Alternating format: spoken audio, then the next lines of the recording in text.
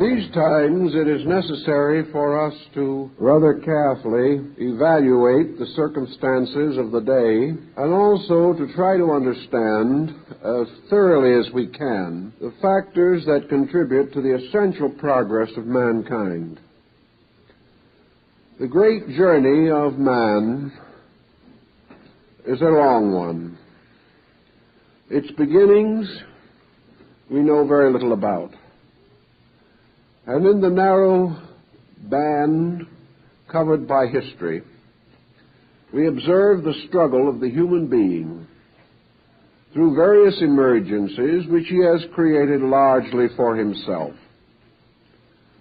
partly by ignorance and partly by the misuse and abuse of what he likes to call knowledge, which perhaps is only another name for ignorance. For if we abuse, we are ignorant. We also realize that at almost any point in man's career, he might have come to a hopeless blocking of his progress, had not crisis arisen. Now we look back over the pages of history again, and we find almost constant record of crisis. Various nations in various degrees of cultural development have come again and again to those critical periods in which it seemed for a moment that their national destinies were lost. In these critical moments, violent, often vicious circumstances arose. And in due time, there also rose a remedy against the immediate evil.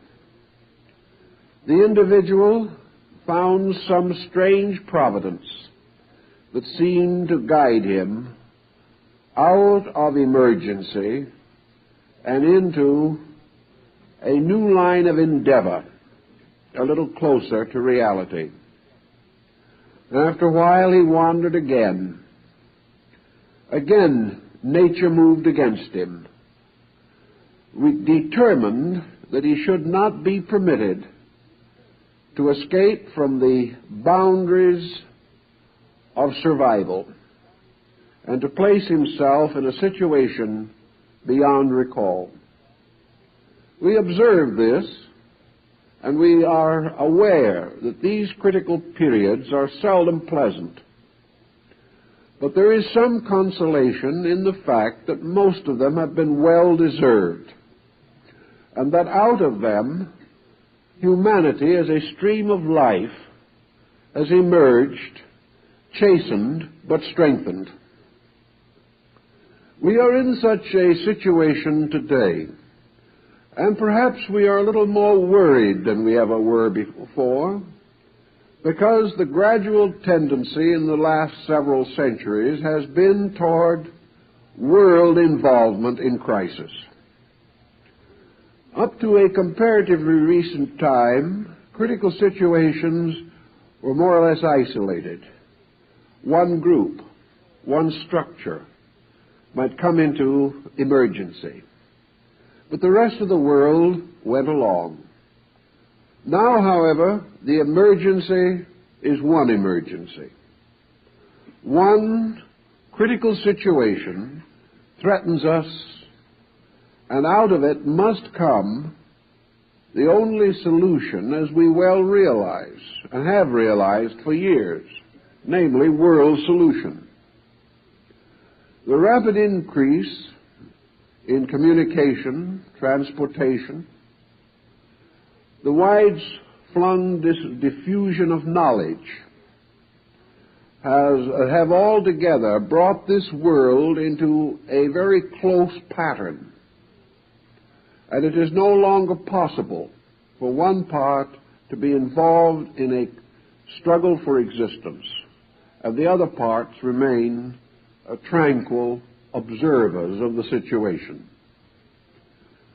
Today, we stand in great need for re-evaluating most of the the patterns and practices with which we are now involved. There are very few persons who, deep in their own hearts, do not realize that we are in the midst of trouble we have caused for ourselves. And, most disquieting, we do not seem to easily learn the lesson. Rather, we seem to prefer to go on, hazarding not only our own lives, but the future of our world, rather than to face the challenge and responsibility of our time.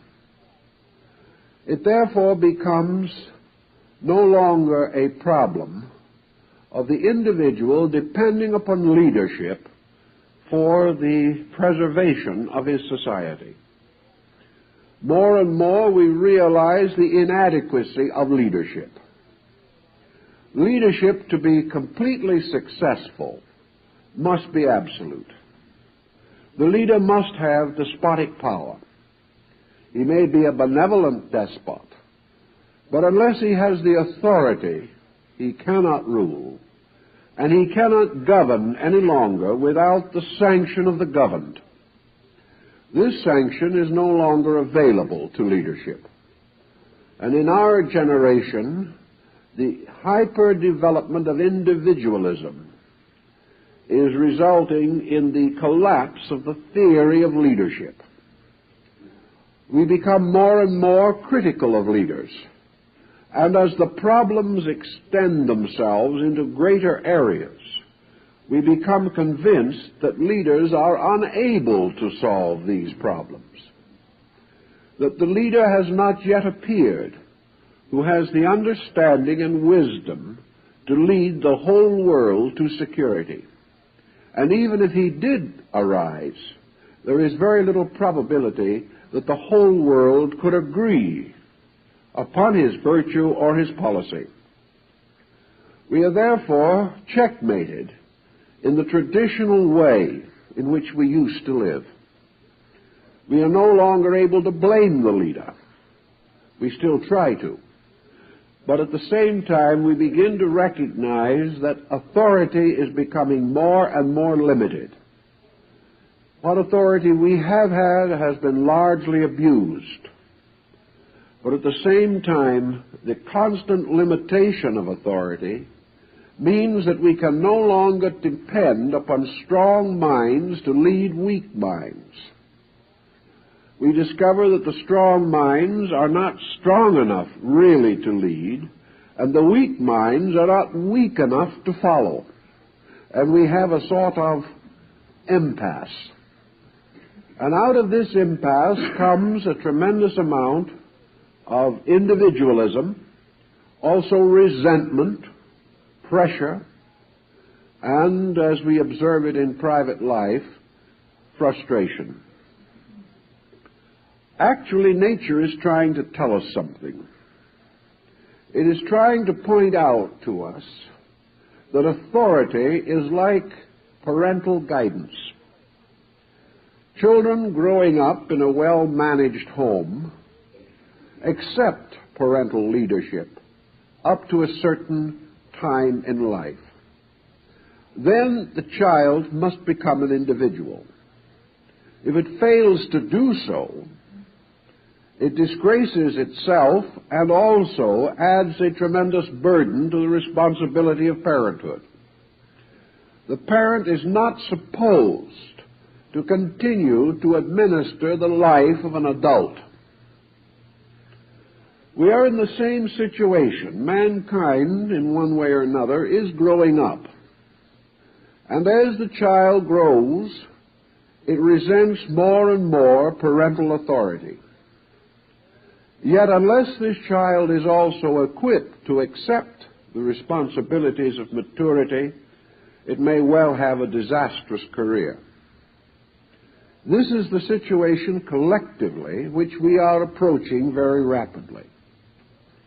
So the natural answer must be, where are we going to find the directives necessary to take the place of despotic authority. And this brings us directly to our principal subject this evening, namely the religious problem. If we go back over the history of religion, we will realize that down through the ages, it has exercised almost complete dictatorial authority over its followers. This is true of one religion as of another. The priests of religion were regarded as peculiarly venerable persons, and for both secular and sacred reasons, their authority was unquestioned. They had the right to determine not only the beliefs of men, but very largely the patterns of human conduct. Most religions include a revealed code of laws. These laws became the absolute statutes for those who belonged to the religion or accepted it. Even today, in most orthodox religious groups of the world, the member is still under the control of what we might term dogma. And dogma is very largely traditional authority. It is an absolute dictatorship administered by an earthly priesthood. But it is assumed that this dogma is inevitable and infallible because it arises in the consciousness of God. Therefore, against it, there can be no reservation or revolution. Many religions have already vanished from the world, and others are in various states of decrepitude and decay. Others are still comparatively vital. But all religion up to the present time, or most religion up to the present time, has been established upon a foundation of authority. It was an authoritarian partner of the state down through the centuries. That which the religious body declared to be lawful, it was the duty of the state to enforce. It was also the duty of the state to protect the religion and to make certain that no foreign faith or foreign influence should adulterate the religion of that particular people or state. In the last 100 years, religious authority has also begun to dwindle. More and more, the power of religion over the destiny of people has changed from a factual, literal, temporal power to a psychological, theological, persuasive influence. The breakdown began in the Western civilization with the Reformation. And from that time on, we have had rising sectarianism within the structure of Christianity.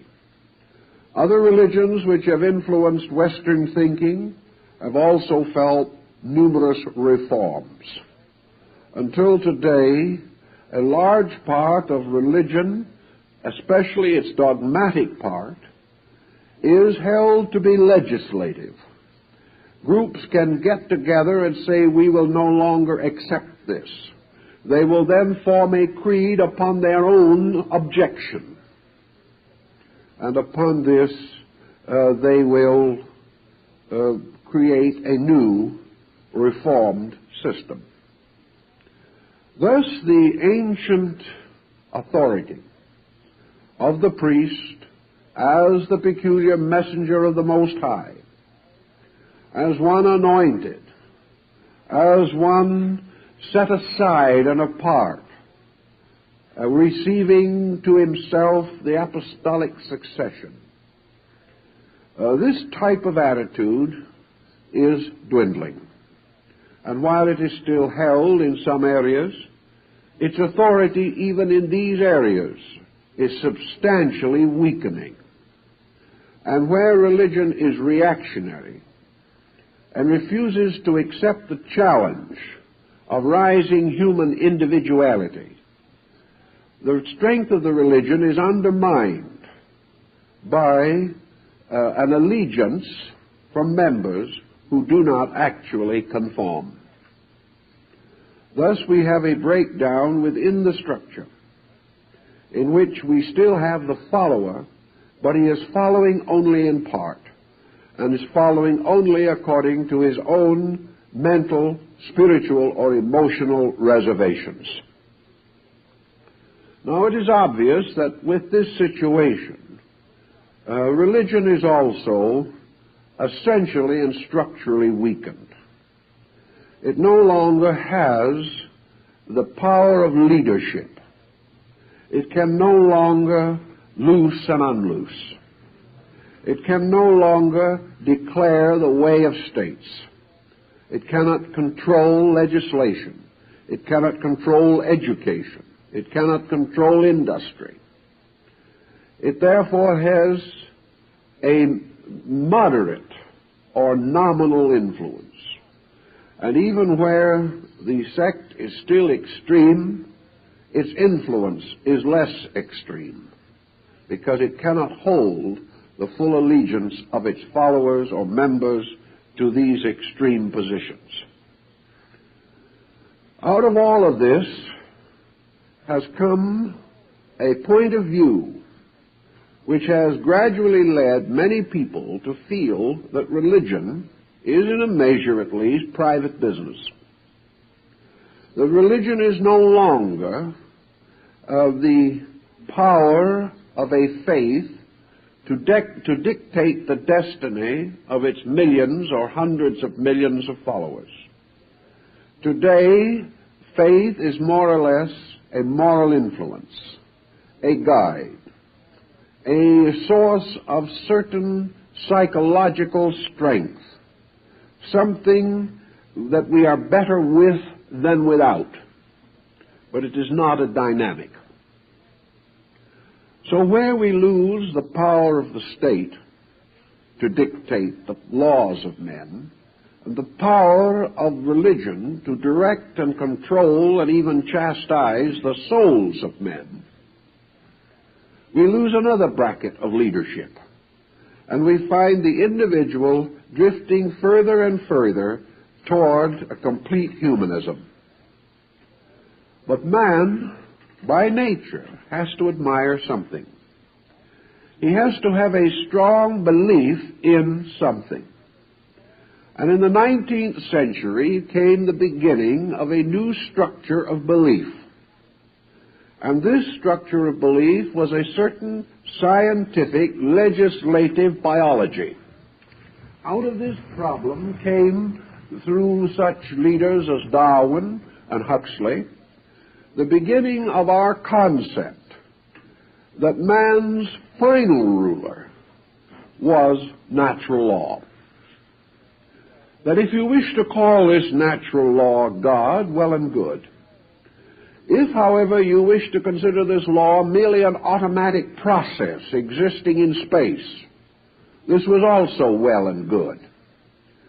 You no longer had the problem of good and evil. You had merely the problem of salvation or destruction. You no longer had man moved or persuaded by some rich emotional experience.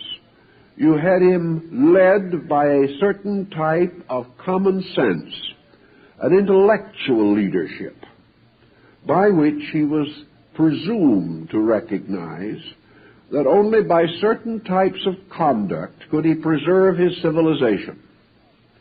Conduct, then, became a matter of science, because it called upon the individual to recognize the relationship of cause and effect in conduct, and that this law of cause and effect was merely an aspect, we will say, of the great evolutionary process taking place in nature. So we had what is referred to in the earliest documents of our own nation, nature and nature's God. And this concept of nature's God brought us very close to a new kind of scientific pantheism. And this, to a measure, still prevails among many of our intellectual groups. The next step beyond this was, of course, the gradual aggrandizing of the scientific position. The scientists began to take over the attributes of the divinely appointed king and the heavenly blessed priest. The scientists became, to a measure, the concept of the new Savior or preserver of mankind. Now, this preservation was largely to be interpreted in terms of man's present existence. Science was to bring heaven to earth for man, to turn his mind and his eyes from any invisible universe beyond the mortal ken, and focus these eyes directly upon the possibility of building here in this world the noblest monument to progress that humanity had ever seen. Thus, progress became the new universal concept of the divine will. Science became the new instrument of absolute knowledge. And in this emancipated world of things, the scientist was a little lost at first because he really had not expected to inherit either a crown or a tiara. He had been more inclined to suspect that he might inherit the Inquisition or something of that nature, as he had done on previous occasions when he had been what Lord Bacon calls a birth out of time. That is, before the world was ready for him. Now we find that between about 1925 and 1960, the great religion of science gaining more and more authority in our internal lives. Now, this was not necessarily authority demanded. It was authority freely bestowed. And to understand just how freely it has been bestowed, we must consider the story of our young people. Young people today are rising up in an economic industrial system in which science is the principal directing force. The great careers of today are in science. We are warned constantly that in education our young people are not receiving enough science so that they can compete successfully with the rising scientific power of communism, for example. The race is now toward the development of the super scientist, the individual whose life is completely immersed in the wonders of the scientific universe. Now, it's not difficult to be captured in this pattern.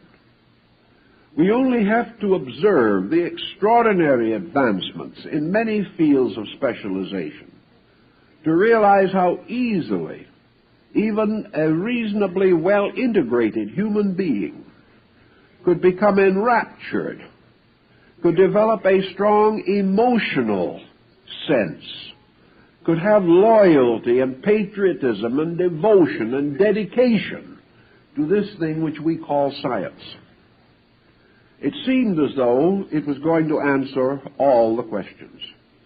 It seemed as though it was going to give us what we had so long hoped for, and that is physical security.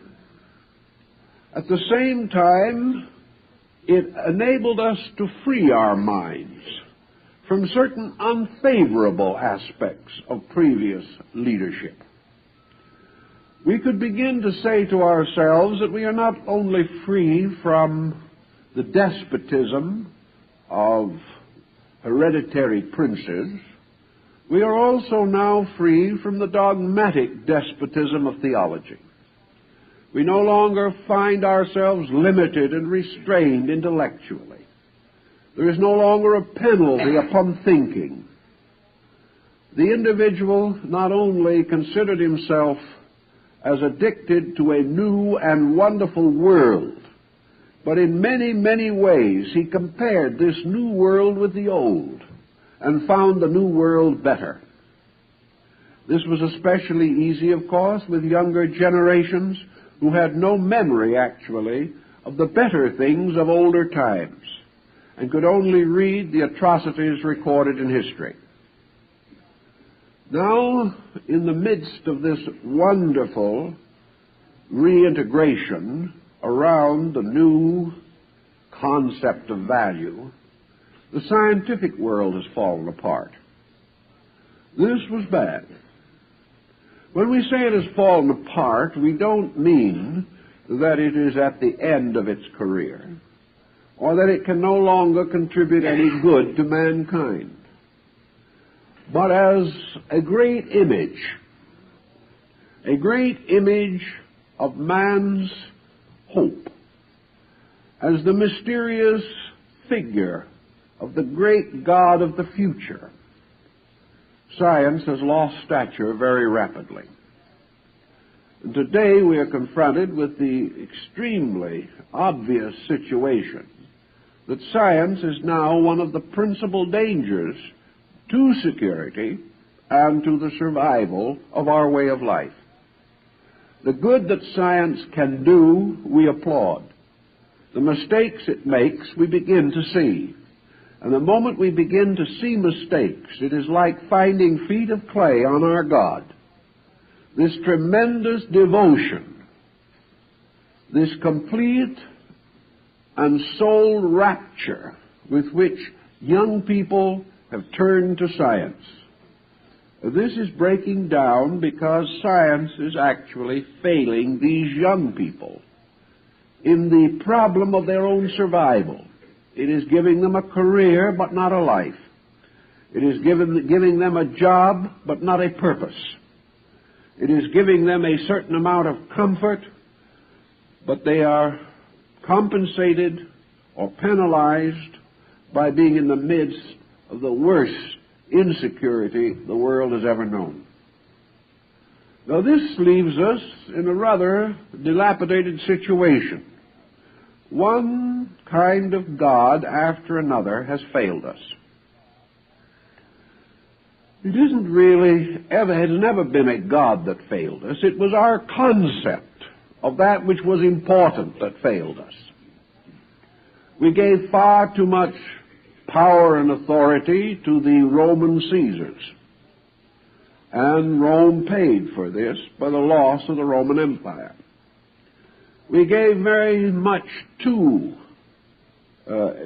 much devotion and allegiance to the medieval popes, and as a result of that we had the Reformation and the gradual loss of the prestige of theology. We gave too much exaggerated allegiance to science, and now again we discover that our exaggerations have gotten us into difficulty. So we look around us again and we try to figure out the best we can what kind of a world we live in. More than this, where are we going to turn for directives? Our politicians are not getting any better. Our theologians are not getting any wiser. Our scientists are not getting any more ethical. And our businessmen are not getting much out of anything except money and taxes. This gets to be rather frustrating. That this tremendous struggle, this vast effort that we have made down through the ages seems now as though it is to bear little fruit, and that it truly is turning into a withered vine just about the time when it should bear its noblest fruit.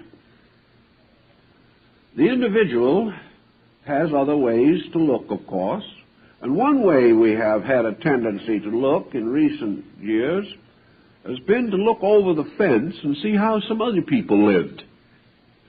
This has led to a term which we call interreligious understanding. we are beginning to suspect that perhaps somebody is better off than we are. We also are being able to enjoy the fact that other people suspect that we are better off than they are. And as a result, everybody is now looking into everybody else's backyard in the hope of discovering that distant pastures are greener. This is a good step. For the first time, we are beginning to face up to the fact that all the world has the same problem, and that if we would unite our resources, perhaps we could advance something a little nearer to solution. That somewhere lurking among the beliefs of mankind, there might be a good one better than we have suspected. Or perhaps out of several weak ones we can mold one stronger one, in which the weaknesses of one are counteracted by strong points in the structure of another. It looks, therefore, very much to many people that the only answer to religion at the moment is to try to find out where it is being well practiced and where it is producing constructive results, and examine in that direction. This, however, can lead rapidly to another mistake, because in our immediate haste, which is the keynote of the moment, we are quite likely to reach desperately toward some other faith. When we do this, we lose perspective again. We become too inclined, perhaps, to criticize everything in our own and accept without reservation everything in someone else's, simply because it is strange and different, or because it has not the peculiar weaknesses or difficulties with which we are most familiar. Out of all of the hoping and struggling that we have done, there has slowly shifted to the top of things perhaps the most neglected area of thought the world has ever known, and that is philosophy. Up to 5 years ago, philosophy was considered to be little better than a nasty word. People of good breeding did not use it. It was better to be caught swearing than using the word philosophy. We were told that if it was put on the title of a book, it would not sell.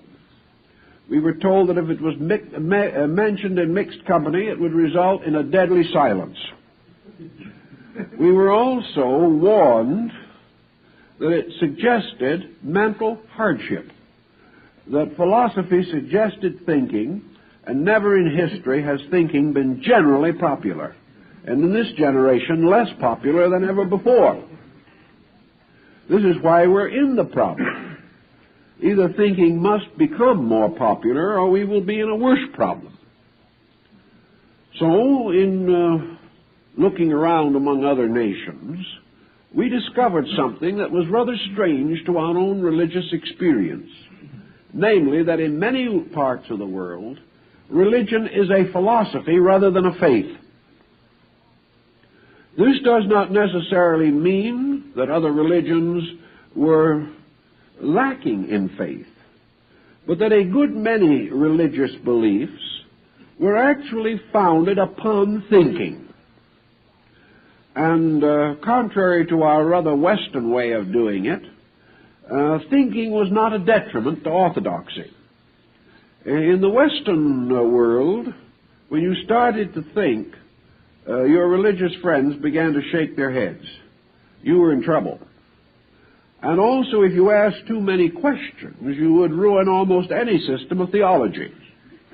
But in other parts of the world, religion asked questions and invited its followers to ask questions. And we found here and there, scattered around among some reasonably respectable peoples, religions that were actually based upon asking questions. That the individual was expected to inquire, expected to study, and that in order to be a good member of a religion, you had to spend 8 or 10 years actually learning what it was. This looked very different from anything that we knew about. Because, as Voltaire used to say, we solve the whole problem with a dash of cold water on the occiput. In other words, if the individual is baptized, he's saved. Now, we found that some of our neighbors on one side of the world or the other believed that salvation required not only water, but a little good soap with it. And this was quite a shock to us. So you can't blame a number of people for turning rather enthusiastically toward religious philosophies that not only ask questions, but are not afraid to answer them. And we began to develop what most of our more conservative friends would regard as a most suspicious tendency to heterodoxy, or perhaps even to heresy. But it felt rather good being a heretic, and so folks kept right on meditating according to yoga, or sitting quietly and disciplining their minds by Zen, or attending small groups of Vedantic students, and we're no longer surprised that some of the Eastern religions sent missionaries over here to save us. Of course, we had been so long engaged in saving them that we didn't get around to realizing that we were in poor shape ourselves. But out of the contact that we had with religions primarily outside of our own, I think our main reaction was the discovery of religious philosophy. We began to think of religion more as a series of answers to pressing questions, especially questions relating to conscience and conduct. That religions and philosophies demanded something of the individual beside his economic support. That these faiths demanded the example of his character in action. And it dawned upon us that many religious people of the world firmly believe that religion is a way of life according to character and conduct. Well, this came home to us as a bit of a surprise, but it led many people to the re-evaluation of the place of philosophy in knowledge. 10 years ago, psychology was very proud of the fact that it had escaped the boundaries of philosophy, that a psychologist was now a free soul in a branch of learning which he was creating and dignifying in his own way. In the last 5 years, more and more psychological journals and technical papers in the field are taking the attitude that the psychologist is proud of the fact that psychology is part of philosophy. This is indeed a new point of view. But after all, psychology can help you part of the time, but without philosophy you're in trouble most of the time. So the understanding of philosophy became more or less necessary. So with great enthusiasm we suddenly remembered that we had a number of philosophers in the West who had been resting quietly in cultural limbo for the last 500 years. When we got out of the Dark Ages, we also got out of philosophy. And with the exception of a few illustrious names, which we could quote but never read, we didn't know too much about philosophy in the West. So we began looking into the various contributions of unusual people, ranging over perhaps 2,500 years of Western culture. Plato broke into the daily newspaper. Aristotle became a subject for Rotarian discussion. And things that had not happened for a long time suddenly started happening in our modern world.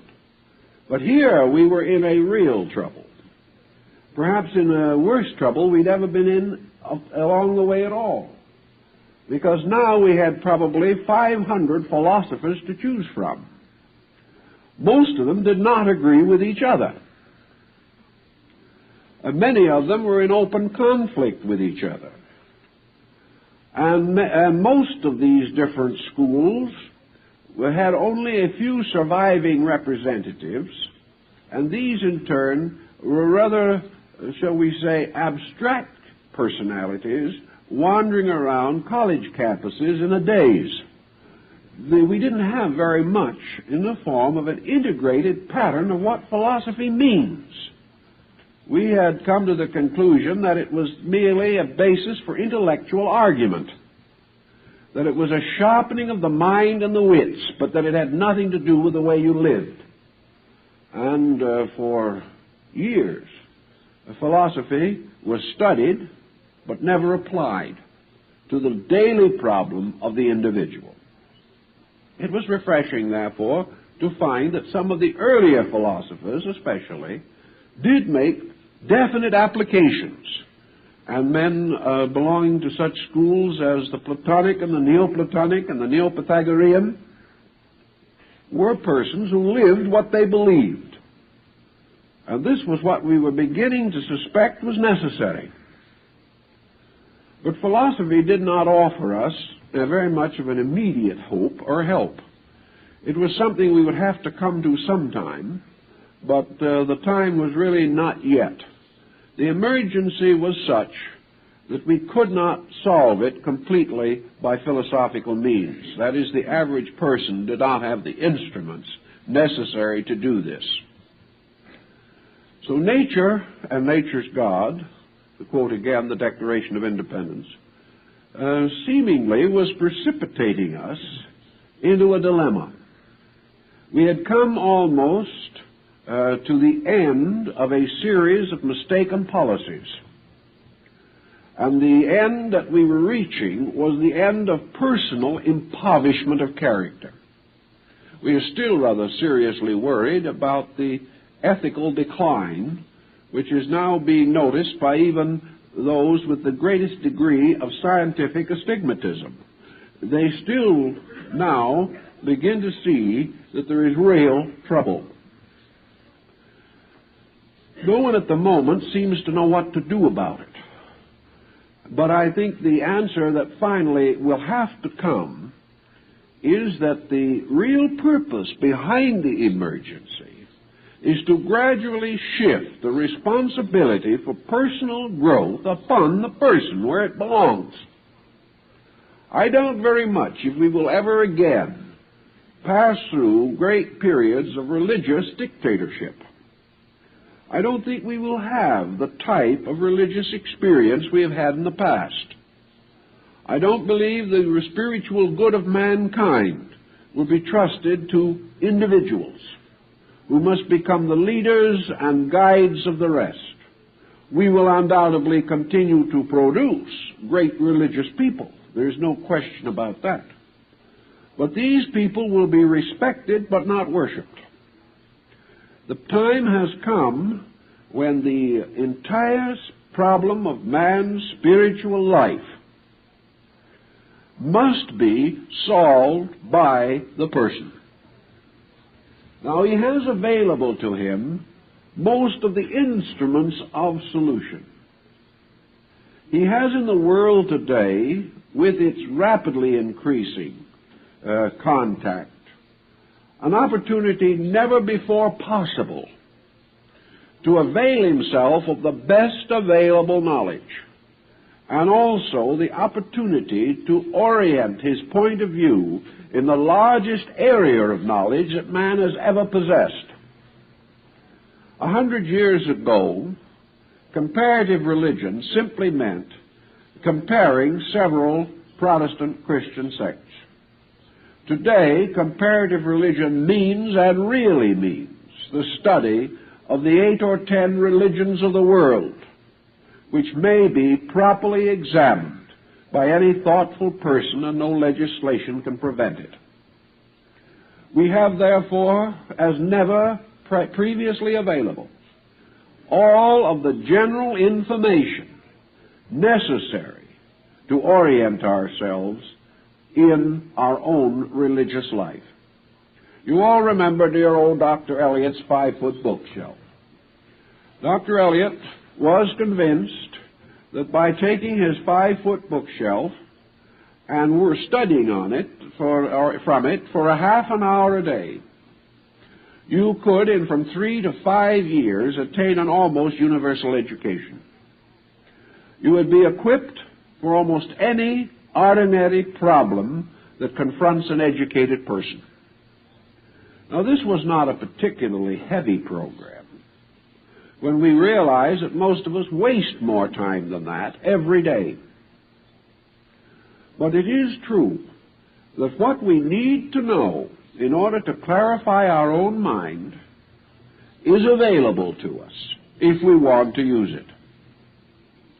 Now we look around us as De Quincey looked around the British Museum, and then we weep as he did because we can't live long enough to read all the books.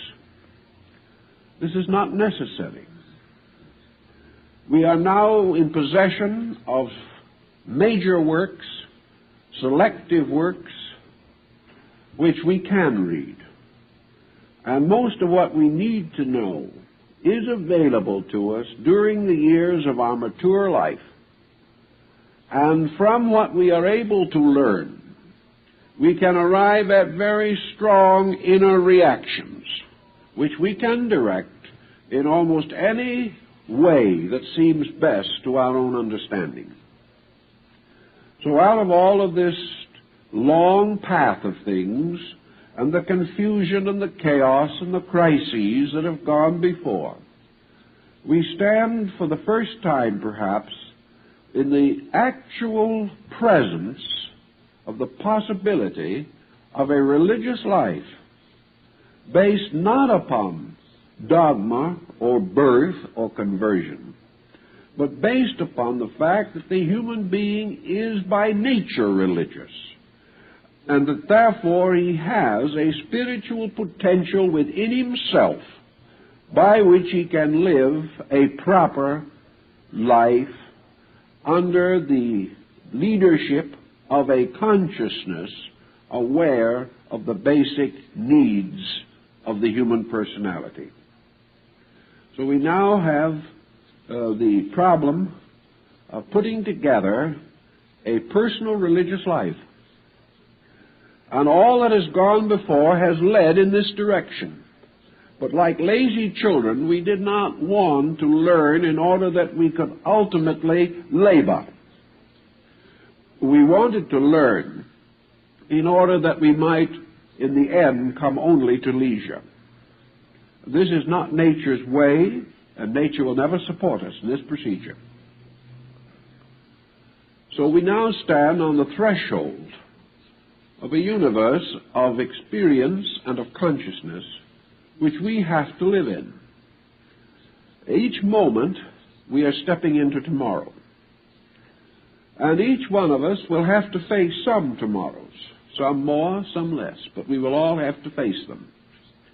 And we will have to face them with increasing interior insight. For if we are unable to do this, the problem of the future will become heavier and heavier, and we will become more and more discouraged and even destroyed by the pressure of external circumstances. Out of this situation, philosophy, science, religion, education, all of these instruments together must provide us with the raw materials of a greater faith. Each one of these institutions and structures that we have built up must show us both their strength and their weakness. Their strength will help us. Their weakness we must avoid.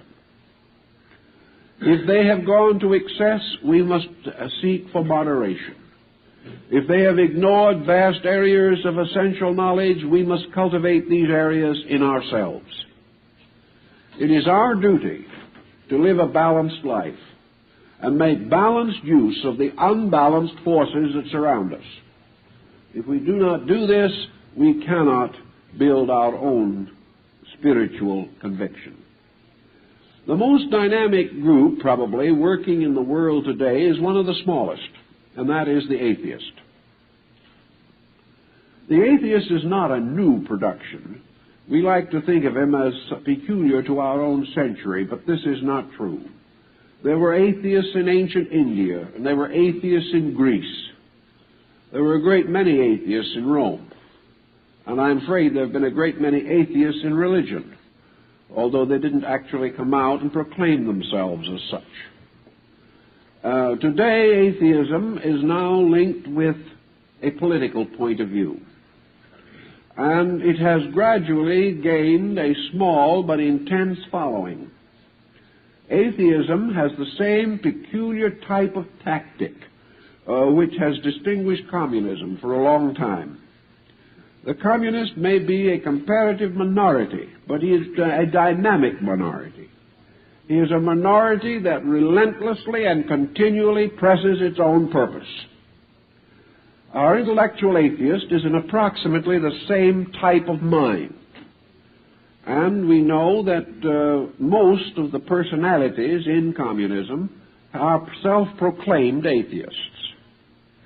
Now, it's a hard thing exactly to understand how it happens that atheists are willing to become merchants of death. You would think that an atheist who has no place to go when he leaves here would want to stay here as long as possible. You would think also that he would be the last type of individual who would want to die for a forlorn cause. You would not think also that he would want to blow up his own civilization or his own culture. Because if he has no place to go, and there is nothing in front of him but oblivion, something very strange must have happened to him. He must be a terribly unhappy person, or he would not be willing to accept what might be little more than a suicidal complex. We cannot quite justify the atheist in his gradual intensification of a scientific industrial program which is fatal to himself. If he could believe honestly that he could die for his cause and then go into some paradisical sphere like the followers of Hassan Sabbah, it might be nice to die for a leader if from then on you lived in paradise. But what is the peculiar advantage of dying for a leader if here on you don't live anywhere? That the entire subject is one of absolute negation.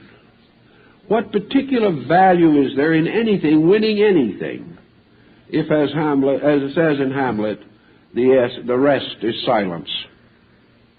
Just what does atheism do?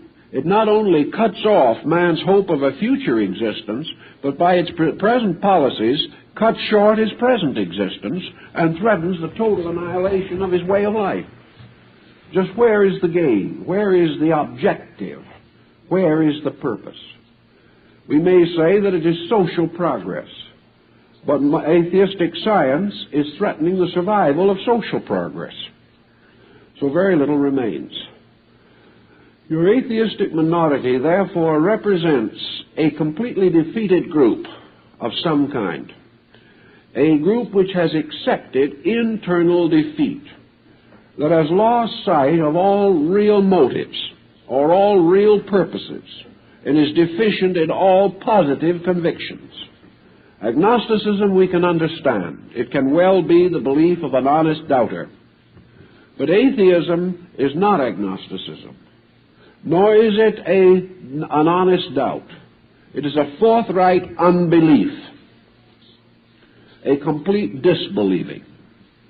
And for what end? For what purpose? For what good?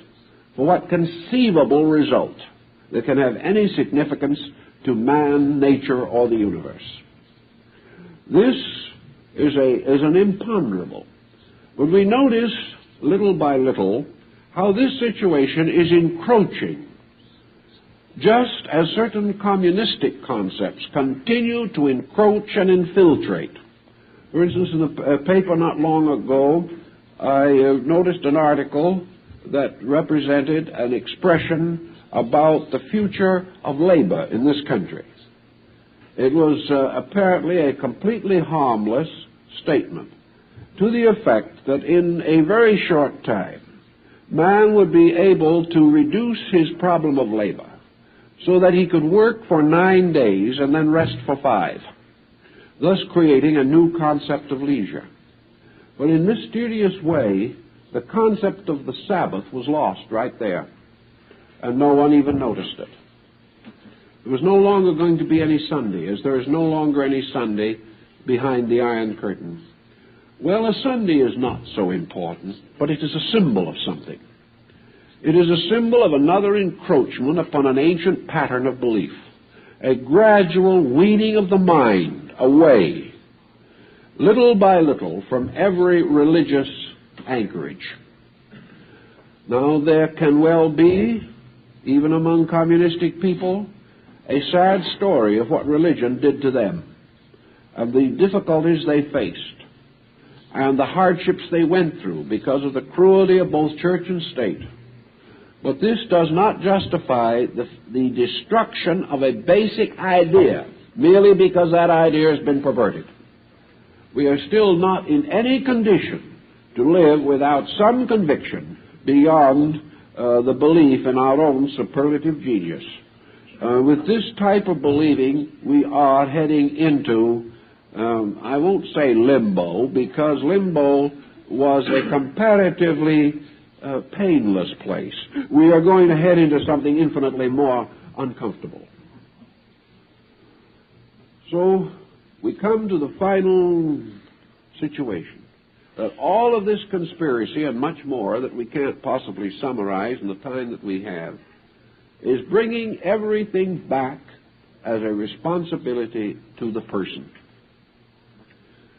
We are now living in a universe large enough in our own comprehension to enable us to think through for ourselves the essential values that we regard as important. And we have also reached a point where these values cannot be dogmatic, that they are not something thrust upon us, something held over our head with a whip in the other hand. They are now our own needs reaching out for the answer that will save us. So we really are becoming perhaps less theological, but essentially we have a greater capacity to be religious than ever before, because we are beginning to approach religion in its highest form, and that is the direct communion between man and his own ideals, the principles and the truths which he holds to be most certainly true and necessary to himself. So how are we going to build a universal concept now? I think we stand, most of all, at a dividing point between the belief in God and no belief at all.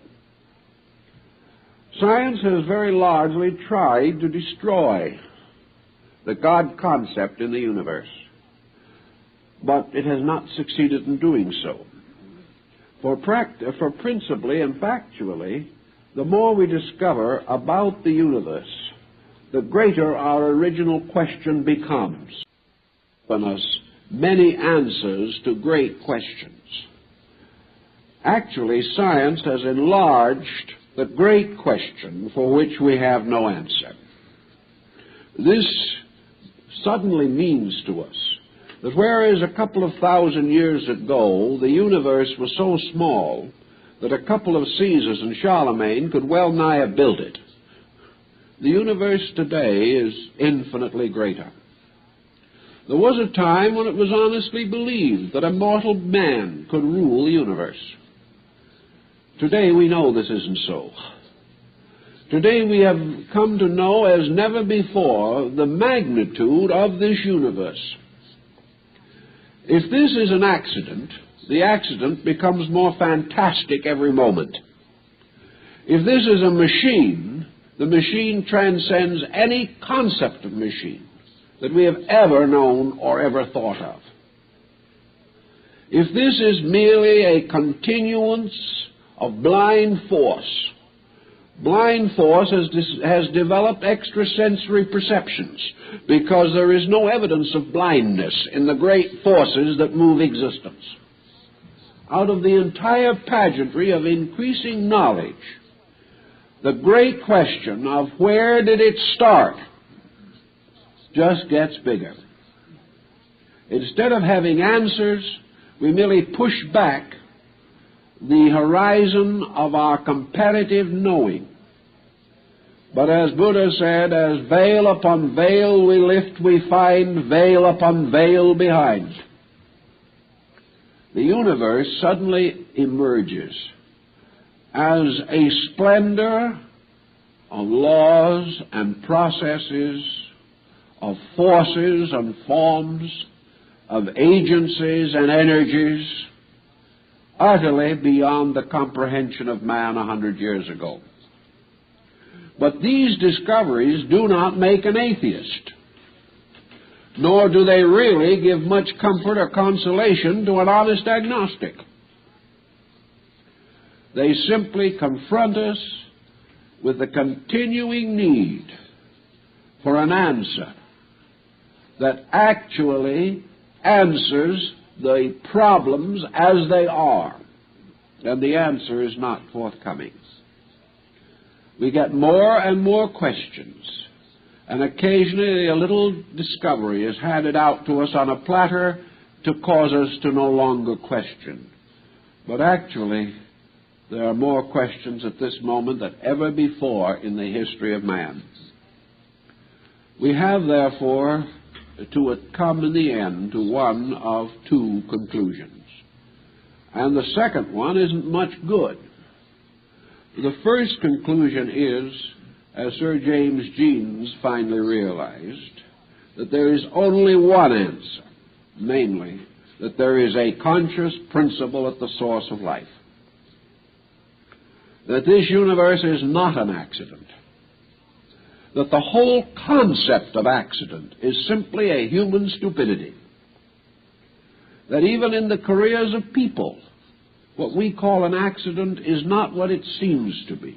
And certainly there is no record that a series of accidents could bring forth a galaxy. We study these factors as we can see them. We realize the infinite pageantry of orderly processes. We suddenly realize that we are living in a universe which becomes, as far as we can see, the only staple thing in existence.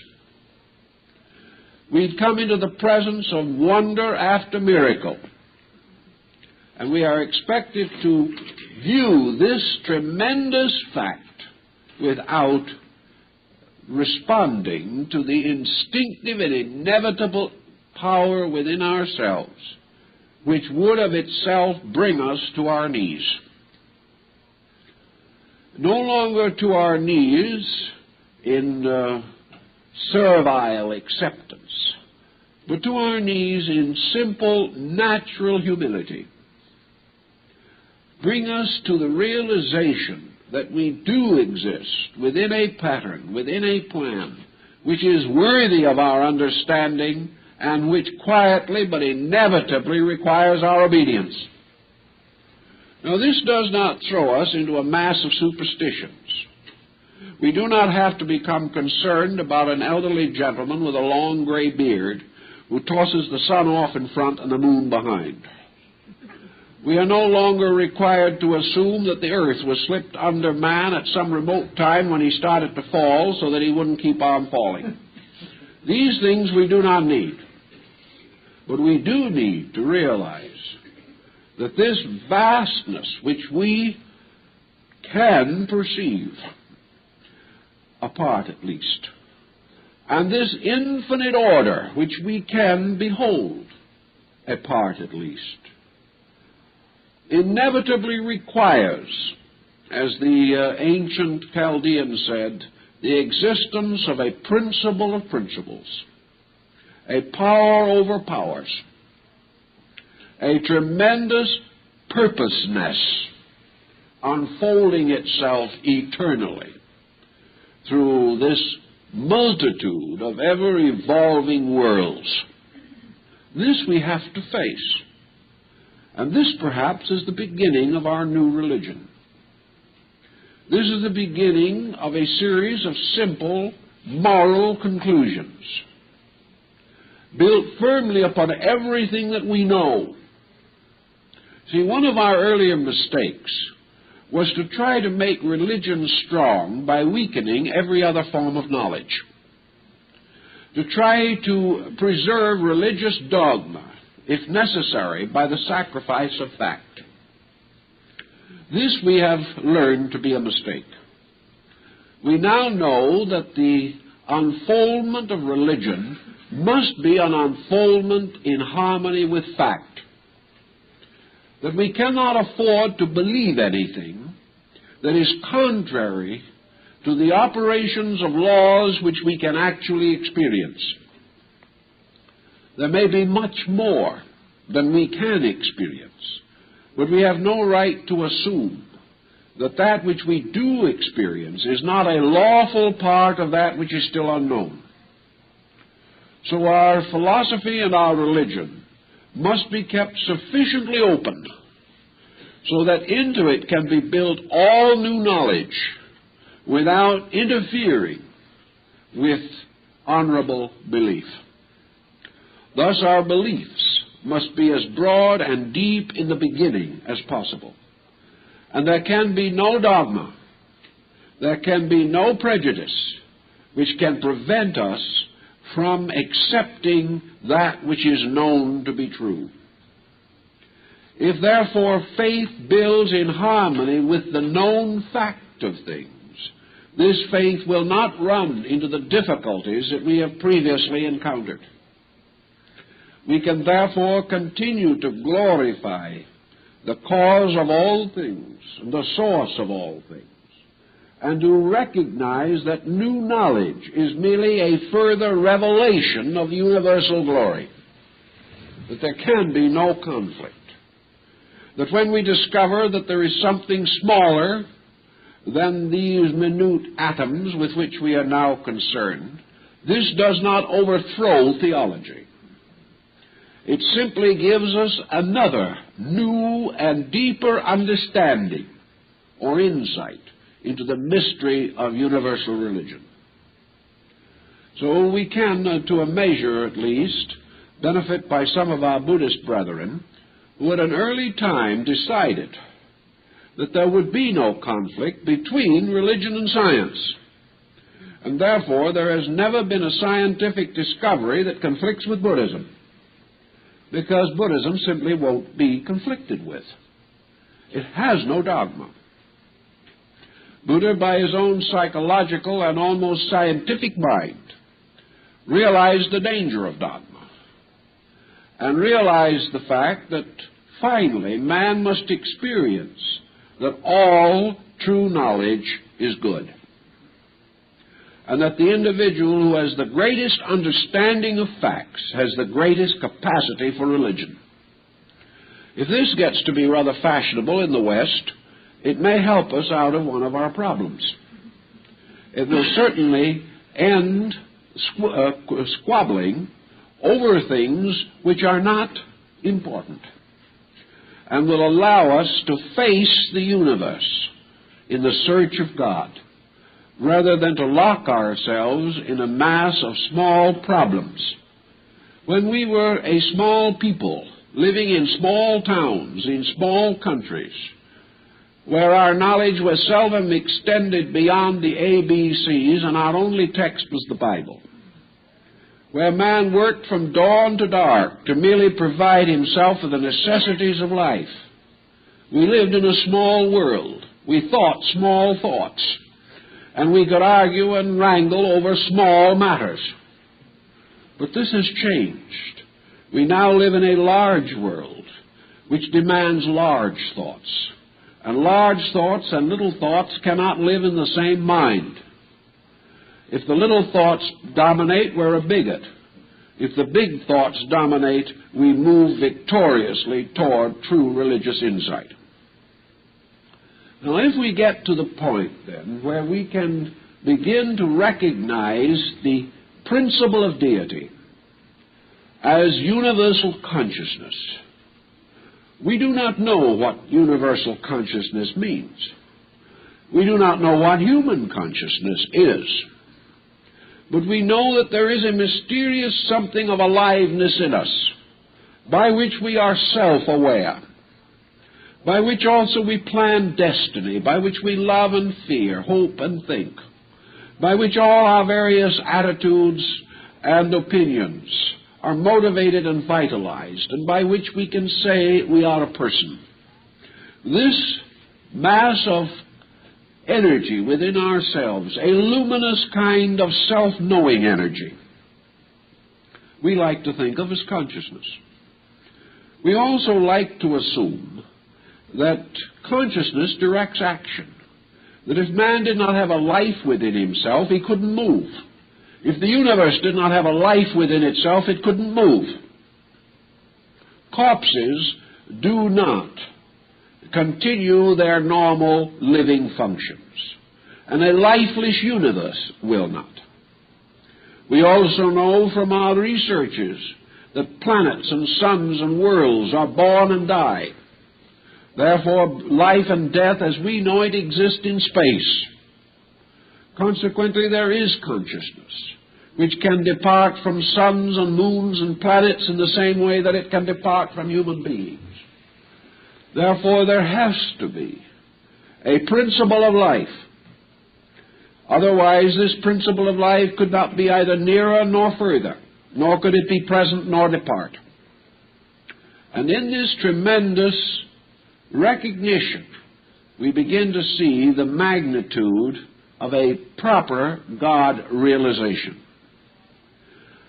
And this God realization manifests through its most natural and obvious attributes, not through particular persons. Its priesthood is the stars and the earth and the mountains. For everywhere, nature itself bears witness.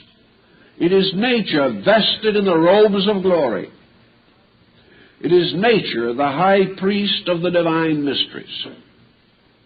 And we perceive everywhere these laws, these qualities, these ethics and cultures essential in nature, in the universe. Otherwise, they could not be experienced by any single creature fashioned out of this common stuff.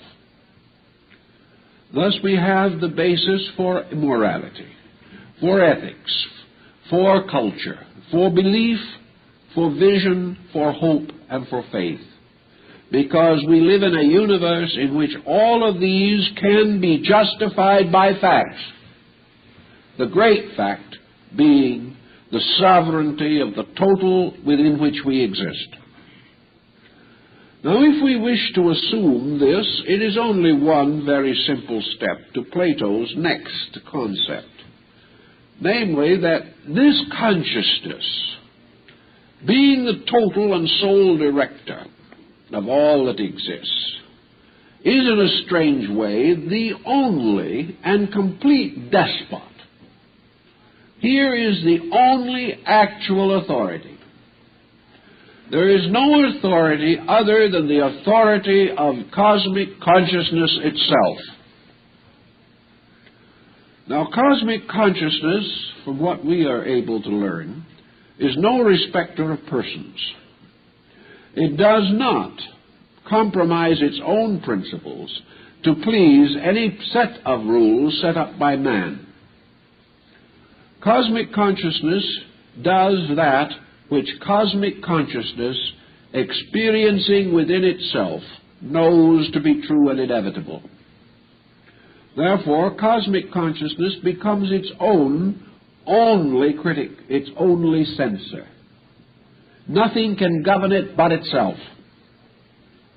And that which it wills, that which it determines, that which it resolves, out of the infinite totality of its own nature, has to be. And why should man not acknowledge the simple fact that whatever this cosmic consciousness ordains, decrees, and wills, this must be good. We can object to it.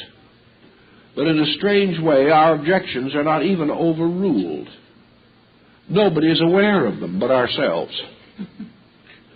We can shake our fist at heaven. It has been done before. But as the old American Indian story says, the moon is not disturbed by the howling of wolves. Nothing that we say or nothing that we do can have any more effect than the sovereign power of Canute the Dane, who found that all his sovereignty couldn't hold back the tide. Nothing that we think about, wish for, hope for, or believe has any validity unless it is in absolute accordance with sovereignty itself. Also, we must assume that as there can be nothing else, that we cannot say that the nature of consciousness is good and evil. Consciousness cannot be good and evil, because consciousness can be only itself, and that which is itself has to be good. There is no other way in which it can function. Now, we could say, if we wanted to, that this consciousness could become very temperamental, and it could do a number of absurd things. Yet if this consciousness was absurd, absurdity would still be the law, because there is no recourse beyond it. But we have no evidence that this consciousness is absurd. We have no reason whatsoever to assume that any conclusion of this consciousness is unrealistic. So we assume, and have to assume, that it is good. And that we must also assume that we cannot escape from it, whether we like it or not. No matter how far we go into space, we can never escape it. We can never reach a point where we are not under the governorship of it. For could we theoretically reach its extremity, we would cease because we are part of it. So the part can never escape from the whole, and the part can never be greater than the whole. So we are, shall we say, stuck. Now the experience of this is perhaps the most beautiful religious experience in life, for it suddenly places us in the midst of a plan that rests in a power which alone has absolute consciousness. The only thing in the universe that knows where the universe is going is the consciousness that ensouls it. Planets, suns, moons, stars, elements, creatures do not know. But as the only thing within man that knows where man is trying to go is his own consciousness. So the only thing in space that knows its own purpose is that consciousness which ensouls space. Thus, it is not within our ordinary possibility to argue the matter, to discuss it fluently, or to have many opinions about it.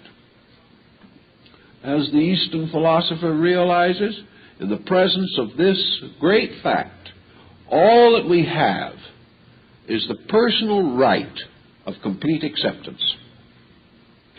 Now, this acceptance is a little trick in itself, because we all have to accept finally. But we can accept in a series of ways. We can grudgingly accept. We can accept only when we have exhausted every effort to avoid acceptance. We can go down to glorious defeat, shaking our fist at the inevitable. But this acceptance will come. And the wise person is the one who accepts in the first place. For as the Greek philosopher pointed out, the difference between a fool and a wise man is simply this, that a wise man loves to do what a fool has to do. And this is our problem in space. We are confronted by this inevitable. And here is the beginning of our religion. Our religion must be perhaps the simplest the world has ever known. For all that we have to make this religion is that we shall ensole knowledge with faith. In other words, without faith, knowledge is meaningless. But with faith, knowledge becomes a constant means of strengthening our inner conviction about the great truth of the thing as it is. So all we really need is to have a faith great enough so that the mistakes of men cannot overthrow it. A faith strong enough to survive the struggle between knowledge and ignorance that must take place within ourselves before faith can be secure.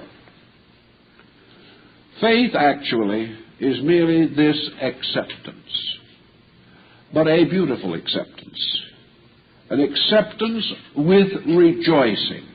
And here the Greeks did a rather better job of it than we do, because most of their religious festivals were occasions of great joy. Most of these people did not worship in fear and in tears. They were not very much concerned with sin, because after all, sin is only a mistake to begin with, and why get all worked up over it? The main thing is to continue to grow towards a realization of the beauty of life itself. If we become sufficiently aware of the magnificence of the universal plan, we will get over our sins in due course. But the most important thing is to rejoice in the magnificent acceptance which our consciousness makes possible for us. The Greeks were much concerned with consciousness, although, strangely enough, they never had the word. They used other words to signify it. But they did concern themselves with its meaning. And their concept was that the great experience in life is for man to become aware of the universe, not only as sovereign power, but as the most beautiful thing existing in anywhere in the universal reality. For deity is not only this absolute truth, this absolute principle, this absolute wisdom, this immutable law, but deity is a magnificent snowflake-like structure of infinite geometric perfection, the most splendid and adorable form in the entire world. So to become aware of the universal plan is to become immersed in the beauty and the sublimity of this vastness which exceeds us in every way. We really should be able to raise our heads to heaven and laugh not at heaven, but with heaven, at the very sheer joy of existing. And this should not be the laugh of a hypocrite, nor should be the laugh of a tyrant. It should be the laugh of a small child that has just discovered a butterfly. It should be the laugh of the growing one, reaching out to grasp the stars. It is the true laughter of sheer joy within the heart and the soul, in the presence of great beauty. So out of these principles come a series of natural reactions that do not have to be especially violent or especially dramatic. They are simply a series of gradually unfolding acceptances. Now, when man comes to this conclusion about the universe, he naturally asks about his own relationship to it. Man was created. Man is a product of cosmic consciousness. Just how, we don't know. But what else could he be a product of? If there is only one immutable and inevitable consciousness permeating all things, and this consciousness, as all theologians will admit of God, is the supreme power, where else could man have come from? Can we conceive of man as anything except one of the unfolding expressions of this cosmic purpose. Man in some way is necessary. We now begin to realize as we look around that there's scarcely a single gnat or bug that isn't necessary. This gives us hope. There may be reason for us. But we discover that whenever we unbalance nature, if we get rid of too many ants from the side of a hill, or take too many bugs out from under the edge of a log, something goes wrong. We have disturbed natural balance. Well, man has been disturbing natural balance in his own way for a long time. But we are encouraged by the thought that the absence of man might unbalance nature even further. It doesn't seem possible at the moment, but I think there is still a probability. Man is part of this pattern. Man is an integral part of the unfoldment of consciousness toward the self-realization of its own nature. Consciousness in space is very difficult for us to localize. The Egyptians tried to see it in the many-rayed figure of the sun. Various peoples have created emblems of it. But gradually philosophic nations have come to the conclusion that the consciousness in man is perhaps our most perfect symbol of the universal consciousness. So there's something growing up in man, something that needs man just as much as man needs it. And in this universe, man is an inevitable structure. And his appearance and his bodily form and function, these things probably differ with all possible environments in space, but we have no reason to doubt that intelligent creatures of some kind, with varying degrees of consciousness, greater or lesser than our own, inhabit every planet in the entire galaxy that we can see. So man is important in his own small but very significant way. Consequently, it is inconceivable to assume that man's purpose does not abide forever in the divine mind. Man's purpose is part of universal purpose.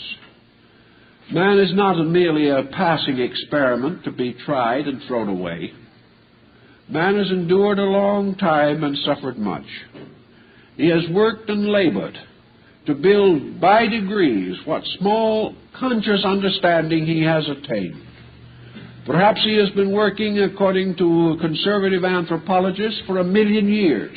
They're pushing the dates back every day. Perhaps he has been working 100 million years in forms no longer regarded as human. But he has been struggling up from the unknown, up from the inadequate, towards the gradual estate which he has presently attained. Therefore, there is absolutely no reason to assume or suppose that man is essentially merely an incident, that man is expendable. He is not expendable any more than an atom is expendable. There is a reason for him. And the problem he must try to do is to understand that reason.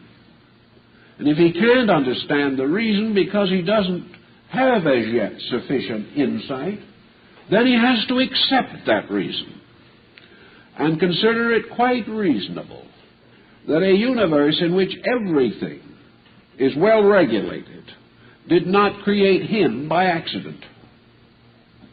So man's part in the plan is essentially in that plan and of that plan and is not divisible from it.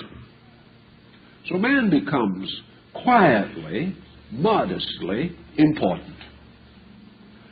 Now, if man has any reason whatsoever for his existence, certainly we have to search for two kinds of reason. We have to search for the little reasons that men have.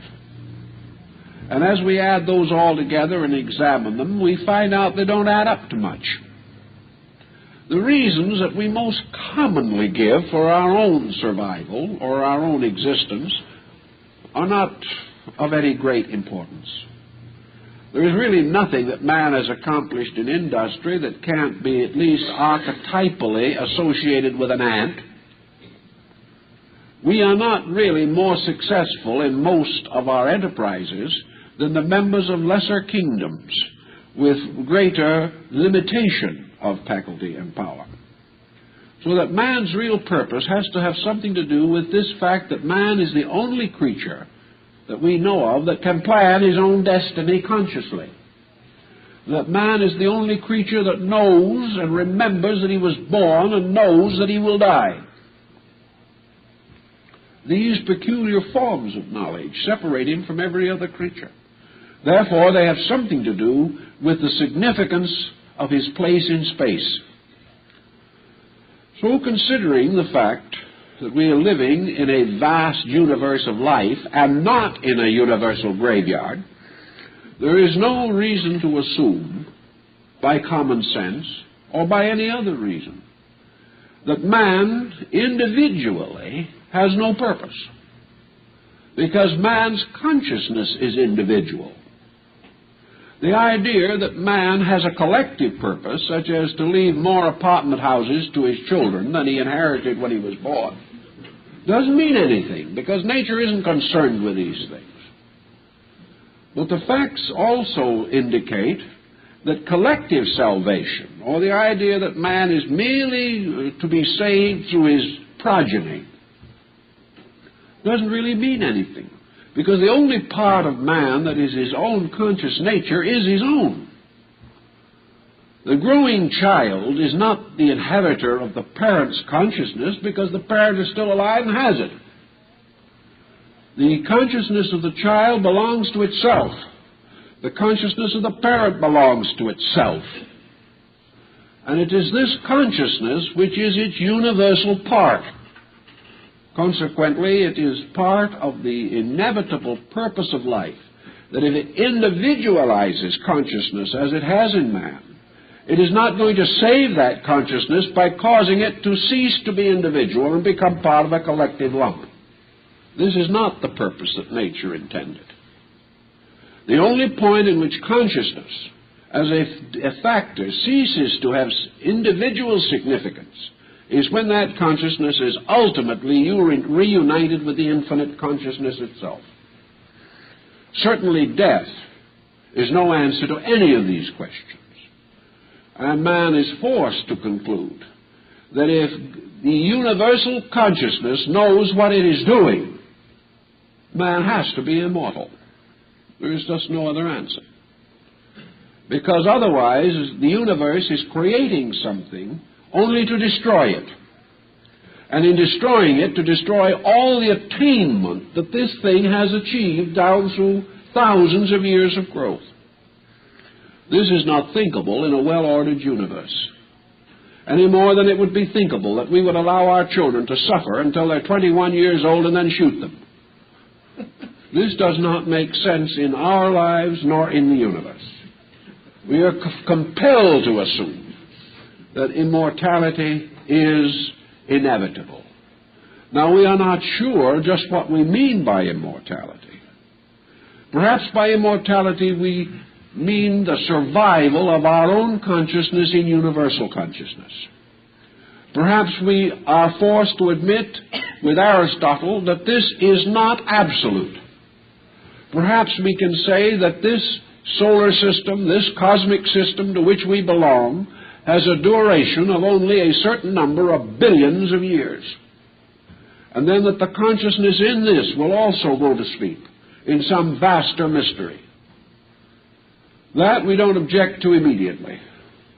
But as far as we are concerned, immortality means a continuity of consciousness after death over a vast period of time, perhaps infinite, but certainly great enough to enable the full harvesting of the purpose for which man was created. So we have really no choice but immortality. We don't have to have any dogma. We don't have to say to a man, if you don't believe it, you are going to be damned. Well, all we have to say to him really is, if you don't believe it, you're just going to be stupid. because it makes no difference whether we believe it or not. And we have damned many people merely for the sin of stupidity. And sometimes the damning was due to our stupidity, not theirs. So the simple problem stands that the immortality of man is a natural discovery resulting from our gradual increasing understanding of the immortality of space.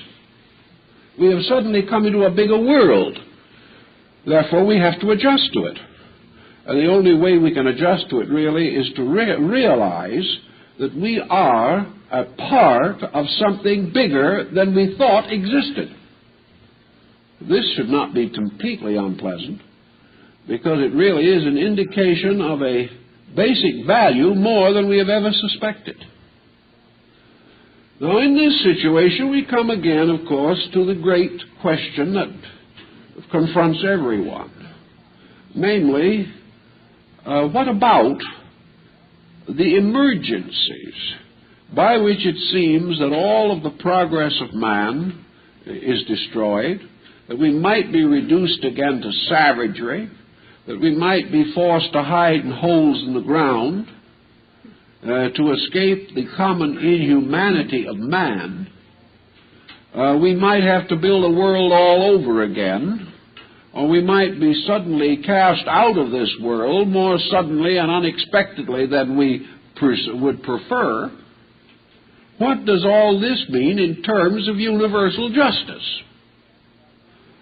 Well, again, it all depends on what kind of a world you think you live in, because actually now your religion is based upon your understanding of the universe. In the first place, do we believe, actually, can we believe, that anything within the structure of a living being is actually destructible? We know that things are constantly changing their compounds. We know, as was written on Lord Bacon's grave, that all compounds must be dissolved. We know that change is forever taking place. We know that in consciousness we change. But is a change destruction? Or is a change merely a shifting of a center of awareness or a center of conscious attention from one area to another? Is a change itself an inevitable element of the process of ever becoming, by which we move from a previous to a subsequent condition by means of change? I think our answer rests again in the universe, and in what we can see, and in what we can know. Namely, that as far as we are able to understand, conceive, or realize, every so-called body, physical structure, or form in nature is only a conditioned energy. That every so-called unit of dead matter is actually a unit of life. That therefore there is no such thing as death anywhere in space.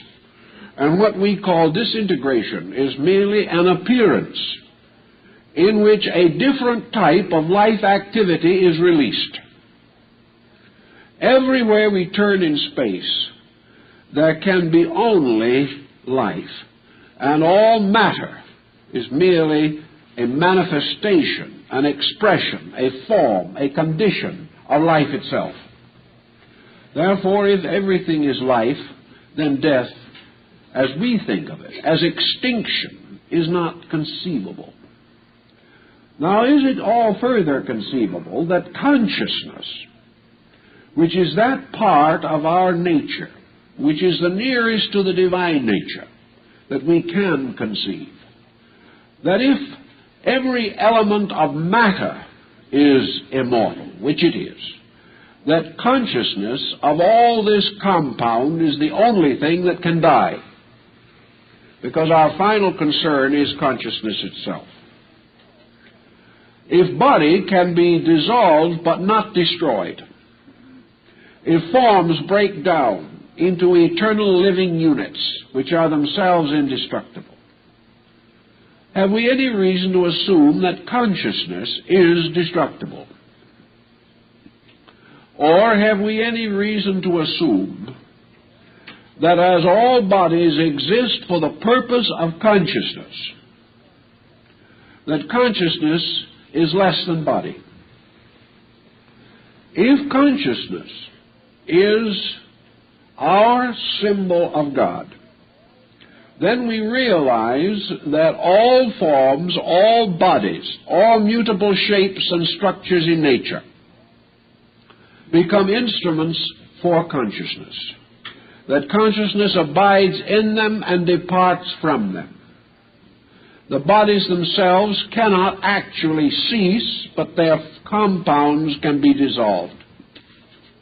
Consciousness, therefore, is the one power by which we can know ourselves and be aware of the divine sovereignty which we recognize as pure consciousness in space. And we assume, and I think rightly, that if man's consciousness can cease, God can die. Because God is consciousness. And if consciousness can cease, then anytime, anywhere, deity is vulnerable. Aristotle wouldn't believe that. He therefore liked to assume a universal, eternal, enduring consciousness. If consciousness endures anywhere, it must endure everywhere. And most wise people have come to the conclusion that human consciousness is of itself an immortal fact, and that this consciousness is an expression of the divine universal consciousness, and that therefore what we call human consciousness is the divine growing up in the world which it has fashioned. That this consciousness is inevitable, indestructible, and eternal. Therefore, that this consciousness can never be less. Its forms can change, its purposes and functions can vary, but the substantial fact that there abides in us that which makes us seek the good, this is indestructible. That is part of an inevitable purpose which is inescapable. Now, these things are very basic. They do not lead us quickly into a lot of conflicts with our neighbors, because most of the things we have said here so far this evening about these matters are by universal acceptance. They are not always so stated, but they are so implied. Therefore, our difficulties do not lie here. Our difficulties lie in a secondary area. Our primary convictions are much alike everywhere. The Taoists, the Buddhists, the Shintoists, the Orthodox Jew, the Christian, and the Muslim have most of their great spiritual essentials in common. Yet this commonness of value has not prevented a sad confusion of creeds. And the only answer is that this is caused by permitting matters of a highly controversial and uncertain nature to be given precedent over certainties. And here is where the house cleaning has got to start. Our religion must be something that is so simple and so essential that we can communicate it in a very short time. And that each point that we attempt to communicate will be in conformity with the best religious, scientific, and philosophical knowledge. That we will be speaking only of things most reasonable, completely probable, and we shall speak of them in a manner which indicates our sincerity, but not our dogmatic determination to force anyone else to the same conclusion. The only way this conclusion can be meaningful is not when it is forced, But when it inevitably arises in us as a medicine for our own insufficiency, then it becomes vital. So we can clear away all of this rubbish that has to do with things that are nice, things that are pleasant, things loaded with nostalgia, things that gave great consolation and some terrible headaches to our ancestors. But these problems are not necessarily our problems. We are gradually coming beyond the time when we can afford the luxury of theological debate. We are coming to the time when there is no use trying to insist that an individual buy a bill of goods. This is not our purpose. The real purpose of religion today is to expose man to the eternal facts that he has been looking at for ages, but which he had never really accepted, because his own training had not fitted him to accept them. But our scientific and cultural training of today makes it possible for us to accept them, and to understand them, and to justify them, and to use science and philosophy to strengthen faith rather than to tear it down. As we stand in the presence of these great laws, we stand in the same presence as all other people of great and good hope. These same laws affect not only man, but every other creature. And we suddenly find that our new religion has space in it for the bugs and the flowers and the trees, something we never got around to in the older ways of thinking. We also realize that we are part of a pattern which we can pass on to our children, and they in turn will enlarge it. And we will not be angry with them because they know more than we do. We will rejoice for them that they have grown further than we have grown. All of the competition of creeds, which is a total waste of time and one of the most horrible causes of holy wars, the most unholy of all wars, these things are a complete loss of motion, meaningless, purposeless.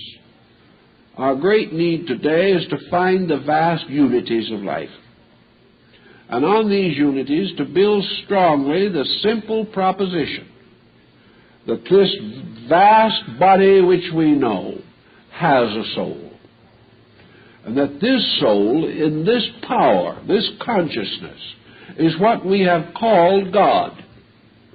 And we have called it God because we considered it to be ultimate good. We have called it God because we have recognized its infinite power.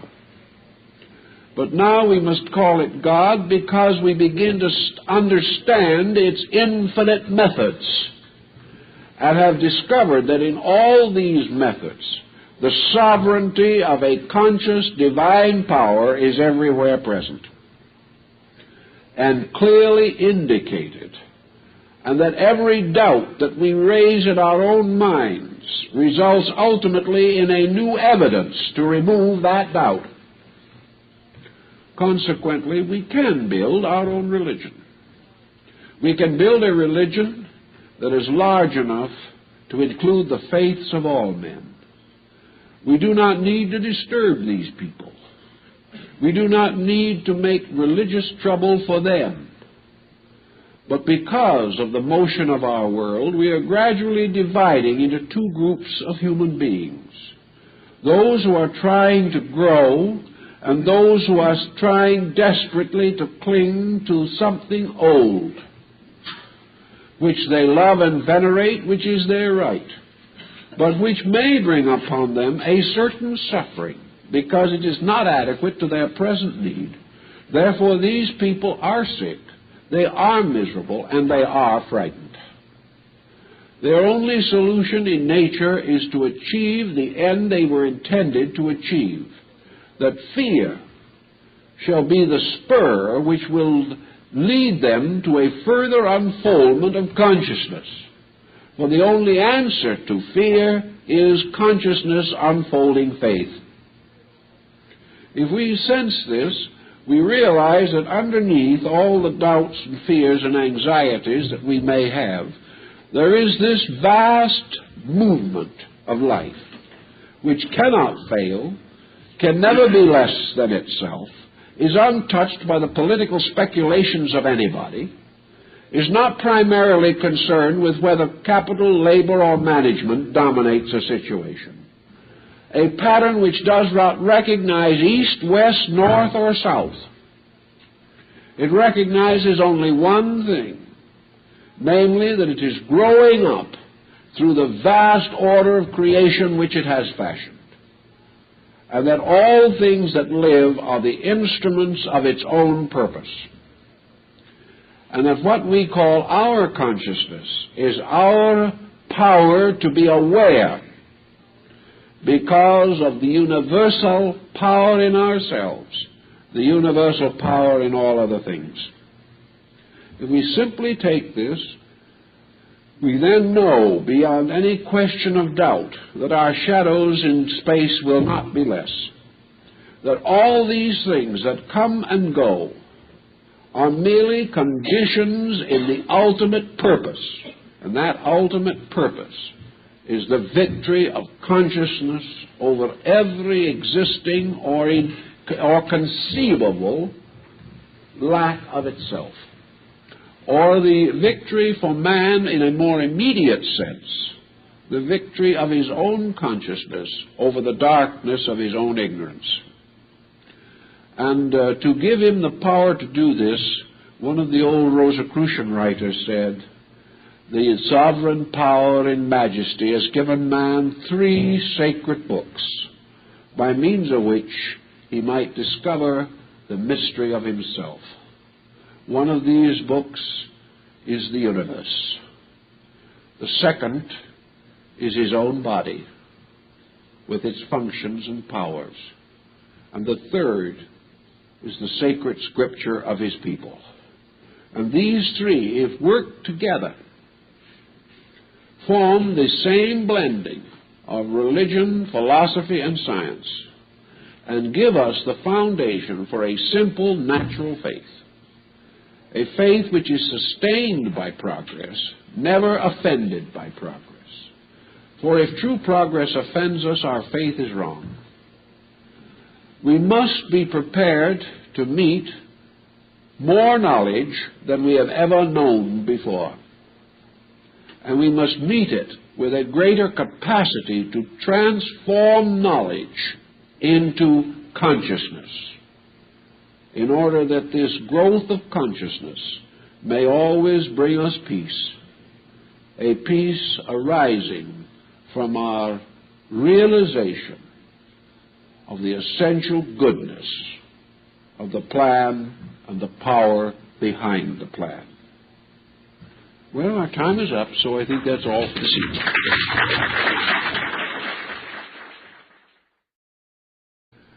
Their authority was unquestioned. They had the right to determine not only the beliefs of men, but very largely the patterns of human conduct. Most religions include a revealed code of laws. These laws became the absolute statutes for those who belonged to the religion or accepted it. Even today, in most orthodox religious groups of the world, the member is still under the control of what we might term dogma. And dogma is very largely traditional authority. It is an absolute dictatorship administered by an earthly priesthood.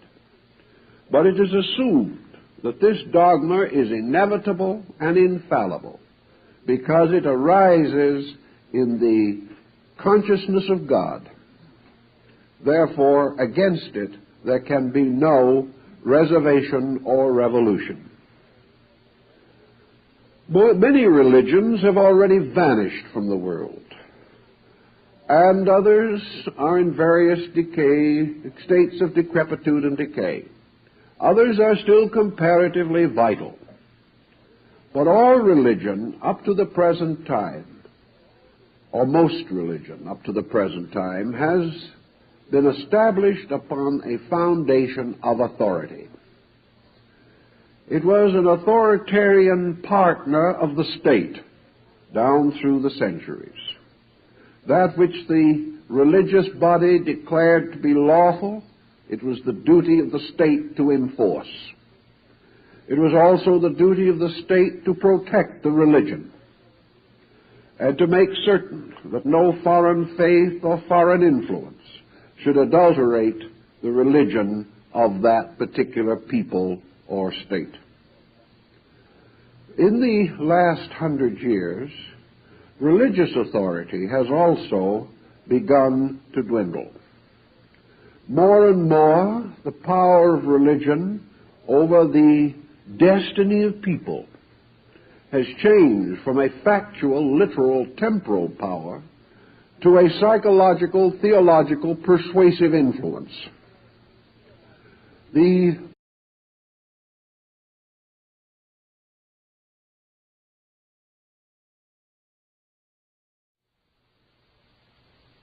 times it is necessary for us to rather carefully evaluate the circumstances of the day and also to try to understand as thoroughly as we can the factors that contribute to the essential progress of mankind. The great journey of man is a long one. Its beginnings we know very little about. And in the narrow band covered by history, we observe the struggle of the human being through various emergencies which he has created largely for himself, partly by ignorance and partly by the misuse and abuse of what he likes to call knowledge, which perhaps is only another name for ignorance. For if we abuse, we are ignorant. We also realize that at almost any point in man's career, he might have come to a hopeless blocking of his progress had not crisis arisen. Now we look back over the pages of history again and we find almost constant record of crisis. Various nations in various degrees of cultural development have come again and again to those critical periods in which it seemed for a moment that their national destinies were lost. In these critical moments, violent, often vicious circumstances arose. And in due time, there also rose a remedy against the immediate evil. The individual found some strange providence that seemed to guide him out of emergency and into a new line of endeavor, a little closer to reality. And after a while he wandered again. Again, nature moved against him. And most disquieting, we do not seem to easily learn the lesson. Rather, we seem to prefer to go on, hazarding not only our own lives, but the future of our world, rather than to face the challenge and responsibility of our time.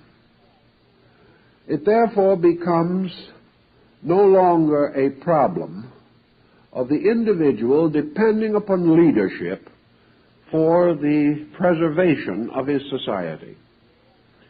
More and more we realize the inadequacy of leadership. Leadership, to be completely successful, must be absolute. The leader must have despotic power.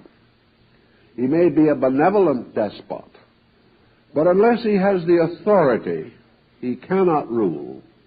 and he cannot govern any longer without the sanction of the governed. This sanction is no longer available to leadership. And in our generation, the hyper-development of individualism is resulting in the collapse of the theory of leadership. We become more and more critical of leaders.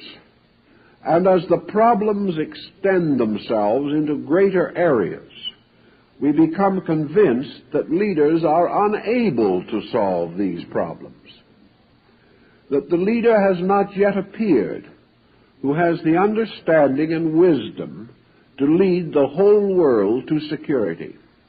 And even if he did arise, there is very little probability that the whole world could agree upon his virtue or his policy. We are therefore checkmated in the traditional way in which we used to live. We are no longer able to blame the leader. We still try to. But at the same time, we begin to recognize that authority is becoming more and more limited. What authority we have had has been largely abused. But at the same time, the constant limitation of authority means that we can no longer depend upon strong minds to lead weak minds. We discover that the strong minds are not strong enough really to determine that he should not be permitted to escape from the boundaries of survival and to place himself in a situation beyond recall. We observe this, and we are aware that these critical periods are seldom pleasant. But there is some consolation in the fact that most of them have been well-deserved, and that out of them, humanity as a stream of life has emerged, chastened but strengthened. We are in such a situation today, and perhaps we are a little more worried than we ever were before, because the gradual tendency in the last several centuries has been toward world involvement in crisis. Up to a comparatively recent time, critical situations were more or less isolated. One group, one structure might come into emergency, but the rest of the world went along. Now, however, the emergency is one emergency.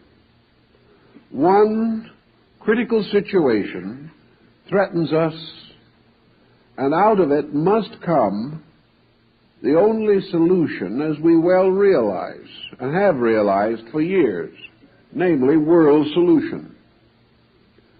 The rapid increase in communication, transportation, the wide-flung diffusion of knowledge have altogether brought this world into a very close pattern. And it is no longer possible for one part to be involved in a struggle for existence, and the other parts remain tranquil observers of the situation. Today, we stand in great need for re-evaluating most of the patterns and practices with which we are now involved. There are very few persons who, deep in their own hearts, do not realize that we are in the midst of trouble we have caused for ourselves, and the weak minds are not weak enough to follow, and we have a sort of impasse. And out of this impasse comes a tremendous amount of individualism, also resentment, pressure, and, as we observe it in private life, frustration. Actually, nature is trying to tell us something. It is trying to point out to us that authority is like parental guidance. Children growing up in a well-managed home accept parental leadership up to a certain time in life. Then the child must become an individual. If it fails to do so, it disgraces itself and also adds a tremendous burden to the responsibility of parenthood. The parent is not supposed to continue to administer the life of an adult. We are in the same situation. Mankind, in one way or another, is growing up. And as the child grows, it resents more and more parental authority. Yet unless this child is also equipped to accept the responsibilities of maturity, it may well have a disastrous career. This is the situation collectively which we are approaching very rapidly. So the natural answer must be, where are we going to find the directives necessary to take the place of despotic authority? And this brings us directly to our principal subject this evening, namely the religious problem. If we go back over the history of religion, we will realize that down through the ages, it has exercised almost complete dictatorial authority over its followers. This is true of one religion as of another. The priests of religion were regarded as peculiarly venerable persons, and for both secular and sacred reasons,